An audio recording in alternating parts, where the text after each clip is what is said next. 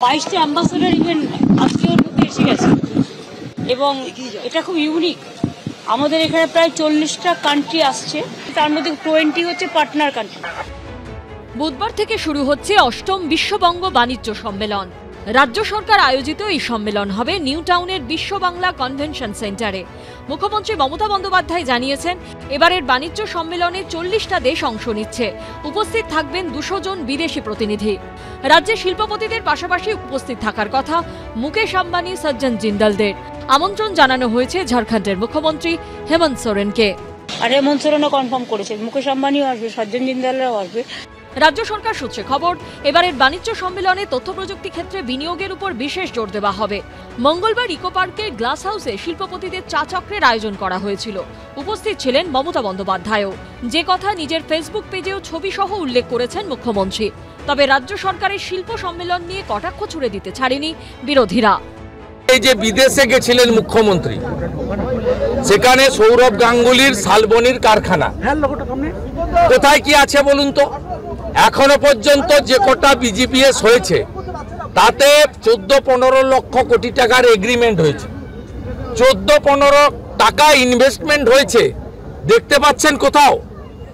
উল্টো দিকে 2021 সালের পরে ডাবরের কারখানা পালিয়েছে, কেশরাম রেওয়ান বন্ধ হয়েছে, Naihati jute mill, Bhadreswar jute mill, ডানকুনির বিস্কুট তৈরির কারখানা সব বন্ধ হয়েছে।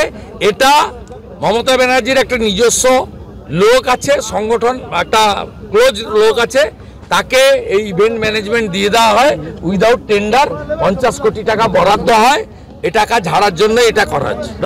একদিকে যখন নিউ টাউনের বিশ্ব বাংলা কনভেনশন সেন্টারে বাণিজ্য সম্মেলনের আয়োজন করা হচ্ছে, তেমনি বাইপাসের ধারে বিশ্ব বাংলা মেলা প্রাঙ্গণে একাধিক প্রদর্শনীর আয়োজন করা হয়েছে।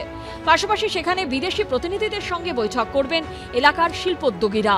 বাণিজ্য সম্মেলন শেষ হবে বৃহস্পতিবার। সেখান থেকে রাজ্যে কত বিনিয়োগ আসে সেদিকে নজর রয়েছে রাজ্যবাসী। আশাবুল হোসেন ও গৌতম মণ্ডলের রিপোর্ট, এবিপি আনন্দ।